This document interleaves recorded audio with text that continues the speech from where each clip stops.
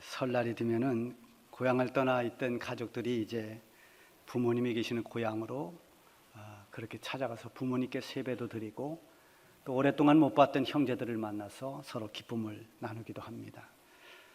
지금이야 이제 설 명절의 분위기가 많이 바뀌었습니다마는 그래도 우리 고유의 명절의 그런 오랫동안의 전통 또 관습 이런 것들은 아마 쉽게 사라지지 않을 것입니다.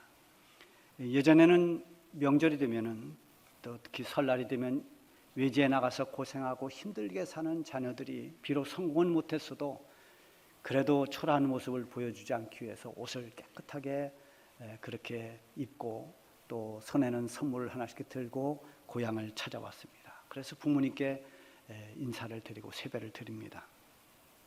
명절이 돼도 고향을 찾지 못하는 그런 사람들, 부모님께 오지 못하는 사람들은 특별한 사정이 있는 사람들입니다. 직업상의 문제가 있는 사람들도 있겠고 또 건강이 허락하지 않아서 고향에 가지 못하는 사람도 있을 것입니다. 그러나 때로는 부모님을 뵐 면목이 없는 사람들도 있습니다. 부모님과의 관계가 여러 가지로 이렇게 만나 뵙기 곤란한 관계가 되어버렸고 그래서 고향에 가고 싶지만 고향에 가지 못하고 명절이 되면 그저 서러움과 안타까움으로 보내는 사람들도 있습니다. 과거엔 예수 믿는 사람들이 집에서 쫓겨나는 경우가 많았어요. 그래서 예를 들어서 완고한 아버지가 너 예수 믿으면 우리 집에서 나가라 해서 이렇게 쫓아내는 경우도 있습니다. 그러면 그런 사람들은 이렇게 집을 나와서 고향에 돌아가지 못하고 아버지 찾아뵙지 못하고 그런 마음이 그런 서러움이 얼마나 크겠습니까? 제가 신학교에 입학했을 때 우리 신학생들을 다 모아놓고 신입생들을 오리엔테이션을 학장님이 직접 했어요. 어떻게 신학교에 오게 됐느냐, 왜 목회를 하게 됐느냐 이런 동기들을 쭉 물어보면 저마다 이제 쭉 신학교에 오게 된 동기들을 이야기하는데 그 중에 한 사람이 그런 말을 했어요. 저는 우리 집안이 예수 믿는 걸 너무너무 싫어하고 예수 믿는 걸 핍박하는 가정인데 결국은 제가 예수 믿는다는 것 때문에 쫓겨났습니다. 그래서 집을 나와서 쫓겨나와서 생활하다가 기도하는 가운데 부름을 받고 이렇게 신학교에 오게 됐습니다. 그런 이야기를 들은 적이 있는데요. 그것은 지금도 생생하게 기억이 납니다. 자, 이렇게 집에서 쫓겨나서 집으로 갈 수 없는, 고향으로 갈 수 없는, 부모님을 찾아뵐 수 없는 그 심정이 얼마나 안타깝겠습니까? 자, 그런가 하면은 집에서 말썽을 피고 집을 나간 사람들도 그럴 겁니다. 집에서 아버지와 다투거나 또 집에서 말썽을 피고서는 집을 떠나는 사람도 있겠고 또 아니면 집안이 너무나 가난해서 이 가난을 벗어보겠다고 집을 가출하는 경우도 많이 있습니다.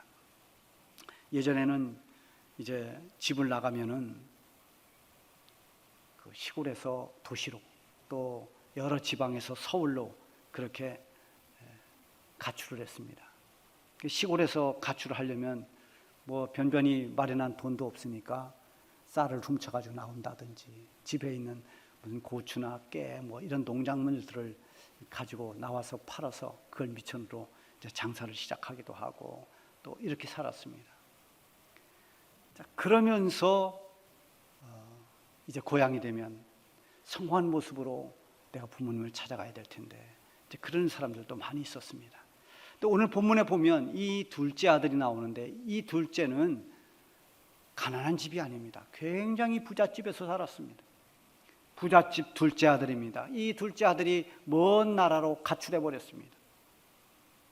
이 본문에 나오는 이 둘째는 아버지가 살아 계신데도 돌아가시면 나눠줄 유산을 미리 달라고 내 몫을 달라고 그렇게 떼를 써서 부잣집에서 받을 그 많은 유산 그 많은 돈을 가지고 떠난 것입니다. 가출한 뒤에 가지고 있는 그런 많은 돈을 가지고 마음껏 살았습니다. 허랑방탕하게 살았습니다. 그러나 그 삶은 오래가지를 못했습니다. 그가 수중에 있던 돈이 다 떨어짐과 동시에 엎친 데 덮친 격으로 그 땅에 가뭄이 찾아왔습니다. 가뭄이 찾아오고 흉년이 들었습니다. 농사가 주인 농경사회에서는 이 흉년이라고 하는 것은 큰 재앙입니다. 흉년이 들면 사람들의 마음도 흉년이 듭니다. 너그럽지를 못하고 위축됩니다. 먹을 것이 줄어들고 인심이 흉흉하다 보니까 탕자가 그렇지 않아도 돈이 다 떨어졌는데 이제는 살 길이 더 막막해졌습니다. 그때 상황을 실감할 수 있는 것이 오늘 본문 전에 있는 16절 말씀입니다. 그가 돼지 먹는 쥐염 열매로 배를 채우고자 하되 주는 자가 없는지라. 가축들이 먹는 그 열매로 배를 채워보려고 해도 그것조차 주는 사람이 아무도 없었습니다. 둘째 아들이 탕자로 살다가 결국은 이 절망의 순간을 경험하게 됩니다. 아버지 밑에서 배고픈 줄 모르고 그동안 살았던 그가 이제는 배고픔의 고통이, 그 서름이 무엇인가를 지금 절감하고 있습니다. 더 이상 어떻게 살아야 할지 앞이 보이지 않는 그런 절벽 같은 상황에서 그는 탄식을 쏟아냅니다. 17절에 보면 이에 스스로 돌이켜 이르되 내 아버지에게는 양식이 풍족한 품꾼이 얼마나 많은가. 나는 여기서 주려 죽는구나. 아버지 집에서 일하고 있는 그 품꾼들도 먹는 걸 걱정 안 하는데 나는 여기서 이렇게 굶어 죽는다라고 하는 것이 그에게 기가 막힌 현실이 됐습니다. 나는 이렇게 죽는구나. 이 탄식이, 그 절망이 그 탕자의 마음과 생각을 아버지께로 향하게 했습니다. 나에게는 아버지가 있지. 우리 아버지 집에는 품꾼들도 줄이지 않지. 절망의 순간에 그 절망의 포로가 되면 절망으로 말미암아 죽음에 이르게 되지만, 절망이 왔을 때 절망 때문에 고개를 들어서 하나님을 바라보는 사람, 그 절망 때문에 하나님을 생각하는 사람, 그 사람은 새로운 삶을 살 수 있는 기회를 얻게 되는 것입니다. 17절에 보면 아버지를 멀리 떠나서 방탕하게 지내던 아들이 비로소 내 아버지라는 표현을 씁니다. 내 아버지. 그리고 이 본문 안에 거의 매 절마다 아버지, 아버지, 아버지란 단어가 언급되고 있습니다. 누가복음 15장에 있는 이 탕자의 비유 전체에서도 가장 많은 단어가 아버지라고 하는 단어입니다. 이 탕자의 비유는 예수님께서 직접 말씀해 주신 비유 이야기입니다. 그래서 이 누가복음 15장에 보면 잃은 양의 비유, 잃은 양을 찾은 목자의 비유, 또 잃은 돈, 드라크마가 돈에 이제 드라크마라는 돈이 있었죠. 동전인데요.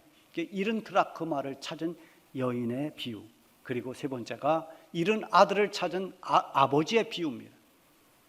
그런데 이 세 가지 중에서 잃은 아들을 찾은 아버지의 비유가 누가복음 15장 전체에서 3분의 2를 차지할 만큼 그렇게 많은 비중을 차지하고 있습니다. 예수님께서 말씀하신 이 양을 찾은 목자, 돈을 찾은 여인, 아들을 찾은 아버지, 모두가 다 하나님 아버지를 비유하고 있는 것입니다. 탕자와 같은 유형은 아니지만은 하나님 아버지를 떠나 있는 모든 영적인 탕자들, 죄 가운데 살아가는 모든 사람들에게 예수님께서 이 비유를 해주신 것은 하나님이 과연 어떤 분인지를 비유로 말씀해 주고 있는 것입니다. 탕자는 절망 속에서 아버지를 생각하고 아버지께로 돌아가기로 결단합니다. 이 결단이 탕자에게는 새로운 삶으로 거듭나는 축복의 결단이 되었습니다. 우리가 사는 동안에 가장 복된 결단이 때가 있다면 그때가 어느 때였을까요? 그것은 여러분이 예수님을 믿기로 결단한 때입니다. 예수님을 믿기로 결단한 그것은 곧 하나님께로 돌아가는 결단이 되었고, 그 결단은 결국 영생으로 이어지는, 그래서 하나님의 자녀가 되고 구원받은 성도가 되는 그런 결과를 가져온 것입니다. 그러므로 때로는 우리의 삶의 고난이나 역경이 우리의 인생을 바꿀 수가 있고 더 복된 자리로 나아갈 수 있게 됩니다. 그래서 그 고난으로 인해서 우리가 오히려 축복을 받았다면 우리에게 찾아온 고난은 하나의 위장된 축복이라고 말할 수 있습니다. 대부분의 사람들이 하나님을 만나게 되는 때가 언제입니까? 모든 게 풍족하고 여유 있고 넉넉할 때, 그때 하나님 만나는 사람이 별로 없습니다. 뭔가 절박하고 목마를 때, 그때 겸손히 하나님 앞에 머리를 숙이고 예수님을 영접하고 그리고 하나님 품으로 돌아오게 됩니다. 우리가 불렀던 찬송 272장에 있는 것처럼 고통의 멍에 벗으려고 예수께로 나갑니다. 낭패와 실망 당한 뒤에 예수께로 나갑니다. 탕자가 겪은 인생의 실패는 너무나 큰 고통이었습니다. 그 고통의 멍에를 벗으려고 지금 아버지께로 돌아가는 것입니다. 20절에 보면 이에 일어나서 아버지께로 돌아가니라. 아직도 거리가 먼데 아버지가 그를 보고 측은히 여겨 달려가 목을 안고 입을 맞추니 마침내 탕자가 아버지께로 돌아갑니다.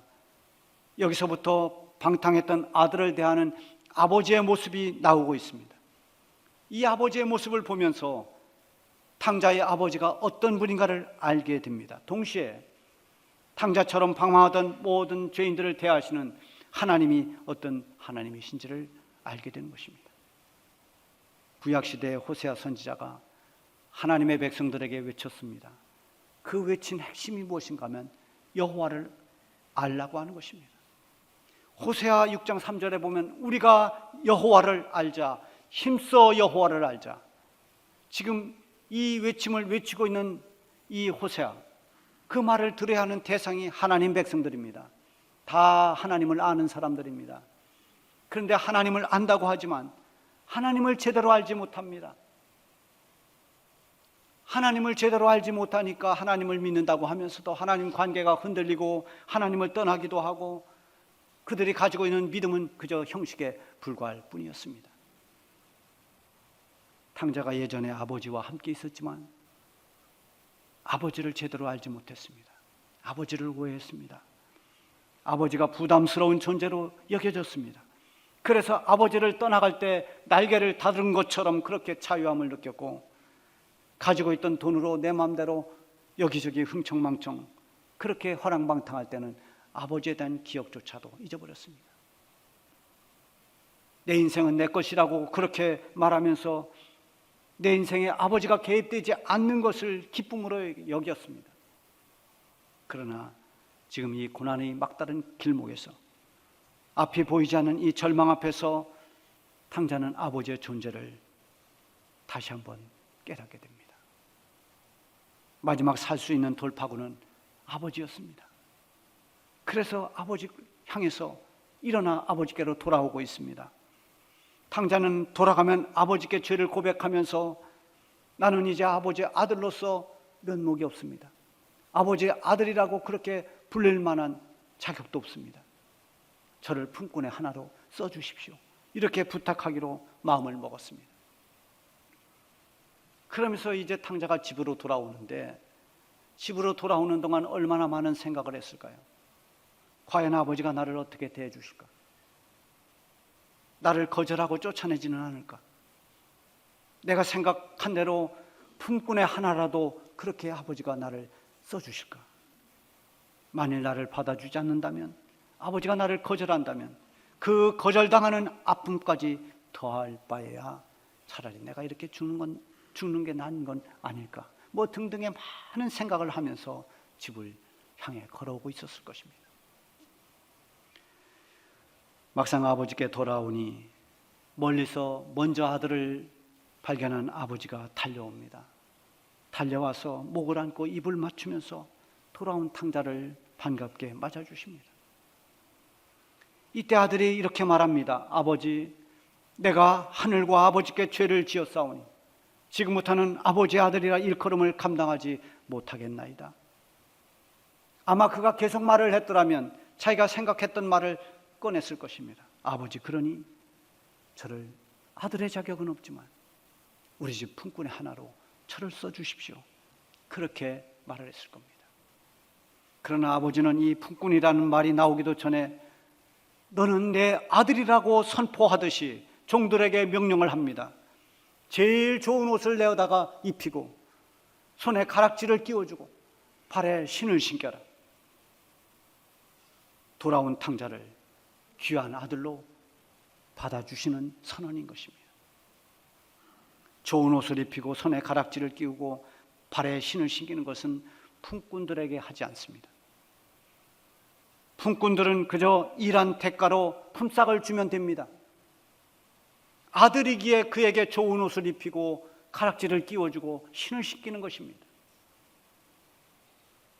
22절의 이 명령은 모든 사람 앞에서 이는 내 아들이라는 것을 선포하는 것과 마찬가지의 명령입니다. 아버지는 돌아온 아들을 이론적으로 또는 계산적으로 대하지 않았습니다.